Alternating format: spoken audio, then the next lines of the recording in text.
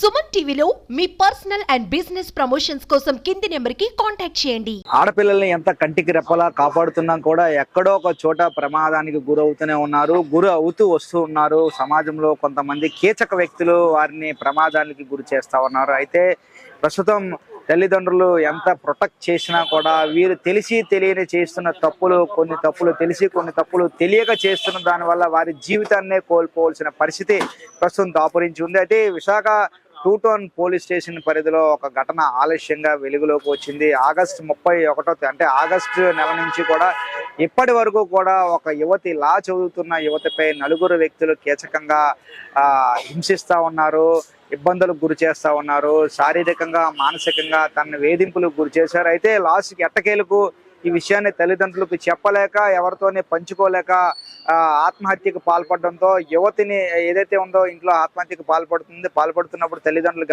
గమనించి ఆ యువతిని ఏంటమ్మా ఏం జరిగింది అని అడగా మొత్తం విషయం అంతా కూడా వెలుగులోకి వచ్చింది. ఏదైతే ఉందో ఒక న్యాయ విద్య చదువుతుంది, ఎంతో మందికి న్యాయపరంగా సహాయ సహకారాలు అందించవలసిన విద్యార్థికి ఈరోజు ఇటువంటి ఘటన జరగడం నిజంగా చాలా ఇబ్బందికరంగా చెప్పవచ్చు. విషయంలోకి వెళ్తే ఏం జరిగిందని తెలుసుకునే విషయంలోకి వెళ్తే అయితే మధురవాడకు సంబంధించి ఒక లా కాలేజ్ చదువుతున్నటువంటి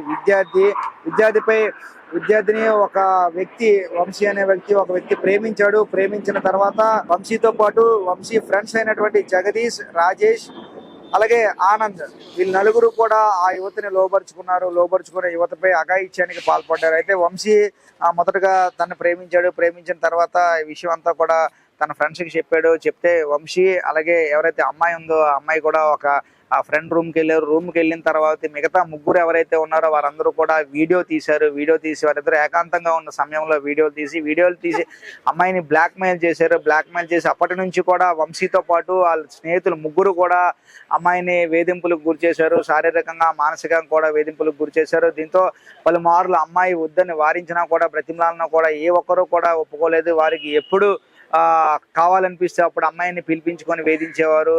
దీంతో ఎవరికి చెప్పలేక ఇంట్లో చెప్తే ఏం జరుగుతుంది, బయట చెప్తే ఫ్యామిలీ పరువు, కుటుంబ పరువు పోతుందనే ఆలోచనతో విద్యార్థి అప్పటి నుంచి కూడా వేధింపులకు గురవుతూ వచ్చి లాస్ట్కి ఎట్టకేలకు ఇంకా నాకు ఇది నేను చనిపోవాలి, ఎందుకంటే నా సొసైటీలో ఈ విషయం కనుక బయటికి తెలిస్తే కుటుంబంతో పాటు పరువు పోతుందని చెప్పి ఆత్మహత్యకు పాల్పడే ఘటనలో తల్లిదండ్రులు చూసి ఒకటొకటిన అమ్మాయిని రక్షించిన తర్వాత ఏం జరిగిందని చెప్పక పూర్తిగా ఇలా మొత్తం అంతా కూడా చెప్పింది. తను ఎవరైతే విద్యార్థిని ఉందో తను ఇంకా తల్లిదండ్రులు హుటాహుటిన 2వ పట్టణ పోలీస్ స్టేషన్కి వచ్చి సిఐని ఆశ్రయించి కేసు కూడా నమోదు చేయడం జరిగింది. అయితే వీరు మొత్తం ఎవరైతే వీరి 4 పైన కూడా 2 టౌన్ పోలీస్ స్టేషన్ సిఐ ఉన్నారో వారి కేసును కూడా నమోదు చేయడం జరిగింది. కఠినమైన సెక్షన్ల ప్రకారం కేసును నమోదు చేశారు. ప్రస్తుతం వాళ్ళందరినీ కూడా స్టేషన్ లోనే ఉంచారు. మరికొద్ది సేపట్లో వాళ్ళందరినీ రిమైండ్ కూడా తరలించే అవకాశం కూడా కల్పిస్తుంది. అయితే ఈ విషయంపై రాష్ట్ర హోంశాఖ మంత్రి వంగలపూడి అనిత కూడా స్పందించడం జరిగింది. ఎవరైతే ఉన్నారో తక్షణ బాధిత కుటుంబానికి న్యాయం జరగాలి, ఎవరైతే ఆ మానవ మృగాలు ఉన్నాయో వారందరినీ కూడా కఠినంగా శిక్షించాలి.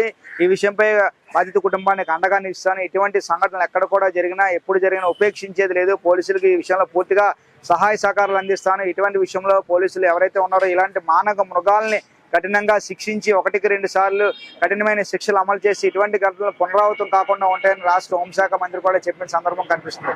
ఏదేమైనప్పటికీ కూడా మనం తెలియక చేస్తున్న చిన్న పొరపాట్ల వల్ల మన జీవితమే నాశనం అవుతుంది. మన జీవితంతో పాటు కుటుంబం కూడా రోడ్డున పడ్డ ఆశ్చర్యపోనక్కర్లేదు. ఇప్పటికైనా తస్మాత్ జాగ్రత్తగా ఉండండి. ఇటువంటి మోసగాళ్ళు అంటే ఇటువంటి ప్రేమ అనే పేరుతో నెపంతో మనల్ని మోసం చేస్తూ ఉన్న ఇటువంటి మోసగాళ్ళ పట్ల జాగ్రత్తగా వ్యవహరించండి. కెమెరా పర్సన్ ప్రసన్నతో చందు, సుమన్ టీవీ, విశాఖపట్నం.